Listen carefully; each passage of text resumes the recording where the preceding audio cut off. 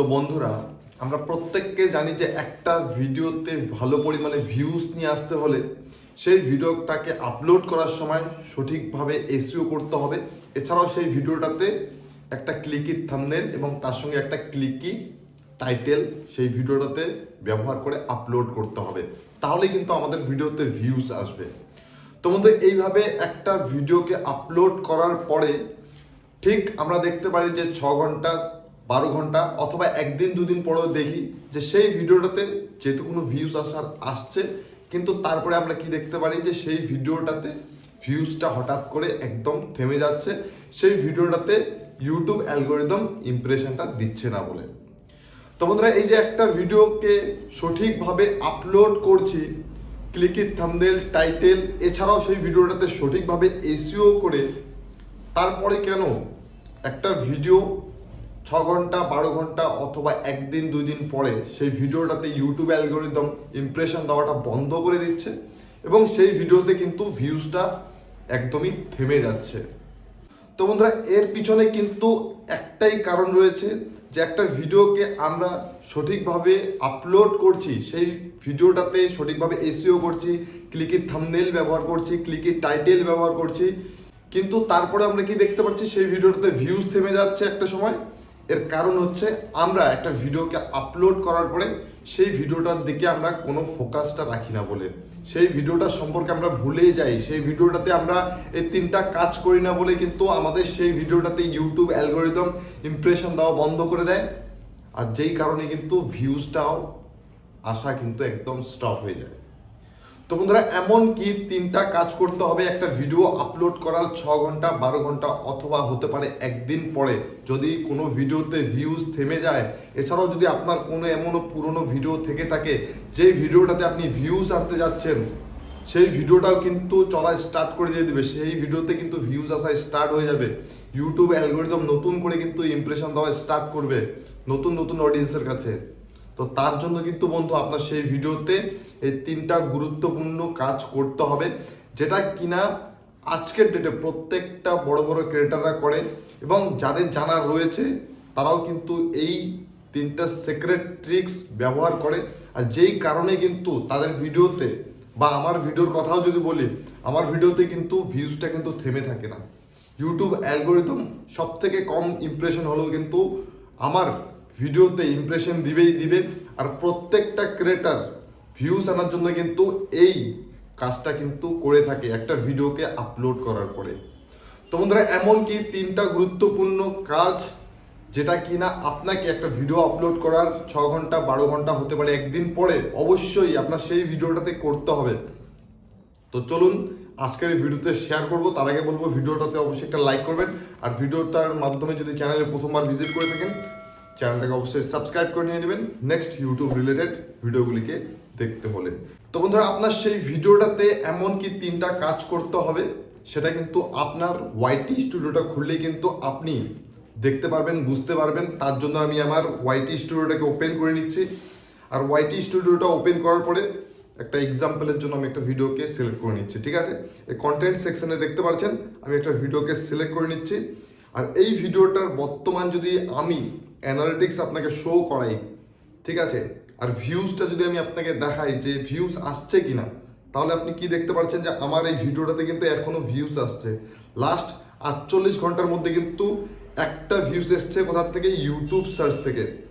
এর পিছনে কিন্তু এই 3টা কারণ রয়েছে, যেটা আপনার একটা ভিডিওকে আপলোড করার পরে অবশ্যই করা উচিত। ঠিক আছে, আমি এই 3টা কাজ করেছিলাম বলে এখনও কিন্তু এই ভিডিওতে ভিউজ এসছে। আর আপনাকে যদি আমি দেখাই যে এই ভিডিওটা আমি কবে আপলোড করেছি, দেখুন 1 এপ্রিল 2023। ঠিক আছে, 1 এপ্রিল 2023, অনেক পুরনো কিন্তু ভিডিও, এখনও কিন্তু ভিউজ আসছে। দেখতে পাচ্ছেন 313 দিন 23 ঘন্টা হয়ে গেছে এই ভিডিওটা আপলোড করার, তবুও কিন্তু এখনও ভিউজ আসছে। এর কারণ হচ্ছে এই 3টা কাজ আমি এই ভিডিওটাতে করেছিলাম বলে। ঠিক আছে, তো প্রথম কাজ যেটা হচ্ছে, আপনি একটা ভিডিওকে আপলোড করছেন, যখন দেখতে পাচ্ছেন যে আপনার সেই ভিডিওটার ভিউজটা এক সময় থেমে যাচ্ছে, তখন আপনাকে সর্বপ্রথমে আপনার এই ভিডিওটার পারফরমেন্সটা দেখতে পাচ্ছেন, এখানে কিন্তু আপনাকে ওপেন করে নিতে হবে। আর এইখানে আপনাকে দেখতে হবে সবার আগে যে আপনার ভিডিওটা সিটিআরটা ঠিক আছে কিনা। এখানে দেখতে পাচ্ছেন ইমপ্রেশন, ক্লিক, থট, রেট, ঠিক আছে। আপনার ভিডিওতে এরকম একটা পজিটিভ সিগন্যাল রয়েছে কিনা। যদি আপনার ভিডিওটাতে এরকম একটা পজিটিভ সিগন্যাল নাও থেকে থাকে, তবুও একটা মিনিমাম, যেমনটা দেখতে পাচ্ছেন যে এখানে যে অ্যাভারেজ ভিউ ডিউরেশন, এখানে কি দেখতে পাচ্ছেন গ্রিন সিগন্যাল, পজিটিভ সিগন্যাল, ঠিক আছে। এবার এটা যদি ডাউনের দিকে থাকে, আপনি দেখতে পাচ্ছেন আপনার ভিডিওতে ক্লিক, থট, রেট এটা ডাউনের দিকে শো করছে, তাহলে আপনাকে আপনার সেই ভিডিওটার ইনস্ট্যান্ট থাম্বনেল এবং সেই ভিডিওটার টাইটেলটা আপনাকে চেঞ্জ করতে হবে, ঠিক আছে। এমনটা না যে আপনি অন্য ভিডিও টাইটেল এখানে ইউজ করবেন। আপনার কন্টেন্ট রিলেটেড যে ভিডিওটার থাম্বনেল এবং টাইটেল রয়েছে সেটা অবশ্যই আপনাকে চেঞ্জ করতে হবে। আপনাকে বুঝতে হবে যে আপনার ভিডিওতে অডিয়েন্স ক্লিক করছে না, যেই কারণেই কিন্তু আপনার ভিডিওতে ভিউজ থেমে গেছে। আর ইউটিউব অ্যালগোরিদম কি বুঝতে পারছে যে এই ভিডিওতে সেরকম কোনো কিছু নেই, যেই কারণে আপনার ভিডিওতে অডিয়েন্স ক্লিক করছে না, আপনার ভিডিওতে ইমপ্রেশন দেওয়া কিন্তু একদম স্টপ করে দিচ্ছে। তো আপনাকে সর্বপ্রথমে আপনাকে চেক করতে হবে আপনার ভিডিওটাতে সিটিআরটা ঠিক রয়েছে কিনা, ঠিক আছে। আপনার সিটিআরটা যদি ঠিক না থেকে থাকে, অবশ্যই সেটা ঠিক করার জন্য আপনাকে ক্লিকি, থাম্বনেল এবং টাইটেল ব্যবহার করতে হবে। আর আপনাকে বুঝে নিতে হবে যে আগে যেটা আপনি ব্যবহার করেছিলেন আপনার ভিডিওটাতে, সেটা কিন্তু ক্লিকি হয়নি, ক্লিক বেট করার মতো হয়ইনি, অডিয়েন্সের নজরে পড়ছেই না, ঠিক আছে। তো সেটা আপনাকে অ্যাট ফার্স্ট চেঞ্জ করতে হবে, ঠিক আছে। এরপরে বন্ধুরা দেখতে পাচ্ছেন এখানে দ্বিতীয় যেটা কাজ, সেটা হচ্ছে আপনাকে অ্যাভারেজ ভিউ ডিউরেশন, এখানে কি দেখতে পাচ্ছেন যে অ্যাভারেজ ভিউ ডিউরেশন এই ভিডিওটাতে 0.56 অর্থাৎ 56 সেকেন্ড এখানে শো করছে। আর এটাও কিন্তু পজিটিভ শো করছে, যেই কারণে কিন্তু ইউটিউব সার্চে আমার এই ভিডিওটাকে ইউটিউব অ্যালগোরিদম রিকমেন্ড করছে। আর আমার এই ভিডিওটাতে কিন্তু ভিউজ আসছে, আরও নতুন করে কিন্তু ইউটিউব অ্যালগোরিদম আমার এই ভিডিওটাতে ইমপ্রেশন দিচ্ছে।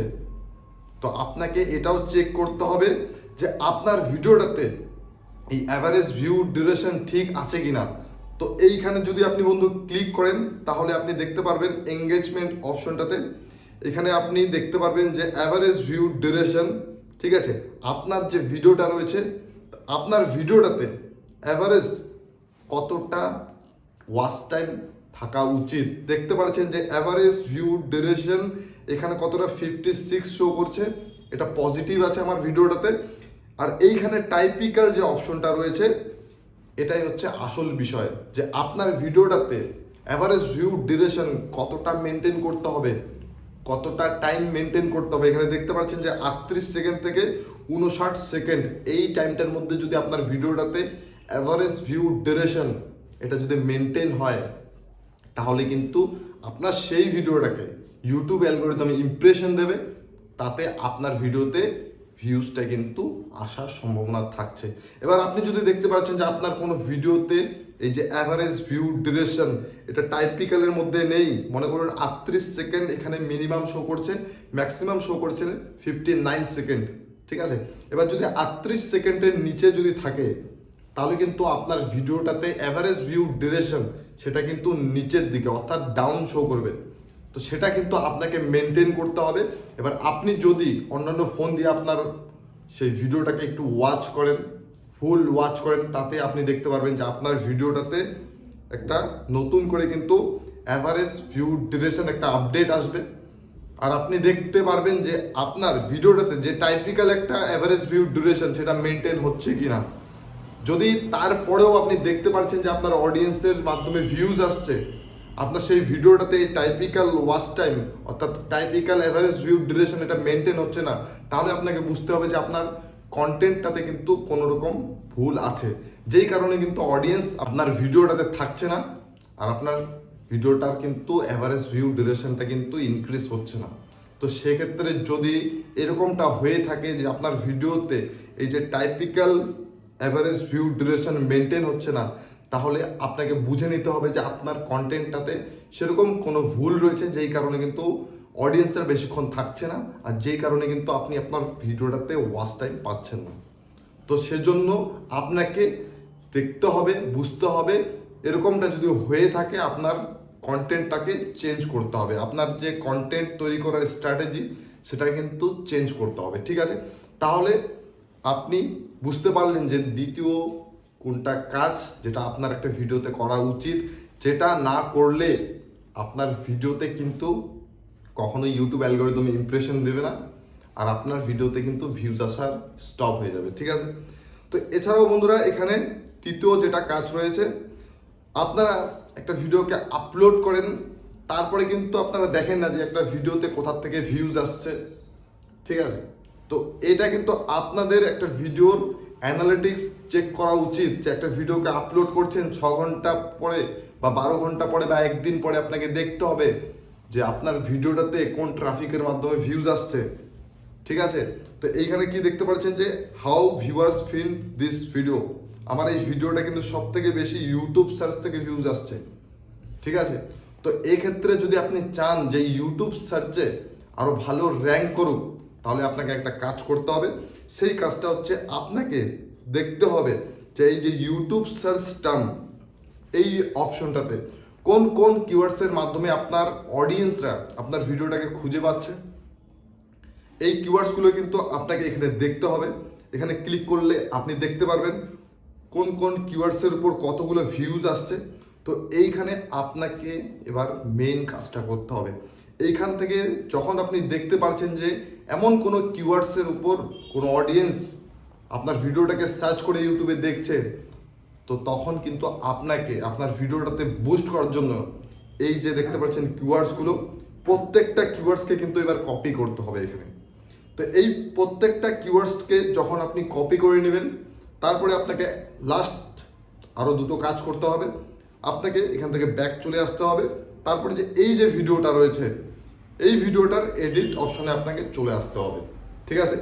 তো এই এডিট অপশনে আসার পরে যে কিওয়ার্ডসগুলো আপনি দেখতে পারলেন ইউটিউব সার্চ টার্ম থেকে ভিউজ আসছে, সেই সব কিওয়ার্ডসকে কিন্তু এই ভিডিওটার ডেসক্রিপশনে আপনাকে এখানে পেস্ট করতে হবে। যেমনটা দেখতে পাচ্ছেন যে আমার এই ভিডিওটার ডেসক্রিপশনে আমি এই কিওয়ার্ডসগুলোকে কিন্তু এখানে পেস্ট করে দিয়েছি। প্রথম কাজ এটা। এরপরে আপনাকে আর একটা কাজ করতে হবে যে এইখানে আপনার সেই সব কিওয়ার্ডসগুলোকে পেস্ট করার পরে আপনি এখান থেকে ব্যাক চলে আসুন। তারপরে এখানে দেখতে পারবেন যে সবার নিচে এখানে মোর অপশন রয়েছে, এই মোর অপশনটাকে আপনাকে ওপেন করতে হবে। আর এইখানে যে ট্যাগ সেকশনটা রয়েছে, এই ট্যাগ সেকশনটাতে সেই সব কিওয়ার্ডসগুলোকে কিন্তু এখানে একটা করে আপনাকে সেপারেটলি এখানে অ্যাড করতে হবে। তারপরে আপনি দেখতে পারবেন যে এই তিনটা কাজ করার পরে আপনার ভিডিওটাতে ইউটিউব অ্যালগরিদম নতুন করে ইমপ্রেশন দেওয়া স্টার্ট করে দিয়েছে, এবং আপনি দেখতে পারবেন যে আপনার ভিডিওতে কিন্তু নতুন করে ভিউজ আসা স্টার্ট হয়ে গেছে। এবার আপনি কি দেখতে পাচ্ছেন যে আমার এই ভিডিওটাতে ভিউজটাও কিন্তু পজিটিভের দিকে শো করছে। কেন শো করছে? আমি আমার এই ভিডিওটাতে এই তিনটা কাজ করেছিলাম বলে। আপনারা কিন্তু অনেকেই এই বিষয়টা জানেন না। তো যাই হোক বন্ধুরা, এই ভিডিওটার মাধ্যমে এই বিষয়টা জানার পরে আপনার কেমন লাগলো কমেন্ট সেকশনে অবশ্যই জানাবেন। আর ভিডিওটা ভালো লেগে থাকলে অবশ্যই লাইক করবেন, চ্যানেলে প্রথমবার হয়ে থাকলে সাবস্ক্রাইব করবেন next YouTube related tips, tricks এবং আর্নিং রিলেটেড ভিডিওগুলিকে দেখতে হলে। আশা করছি প্রত্যেককে ভালো থাকবেন। দেখা হচ্ছে নেক্সট ভিডিওতে।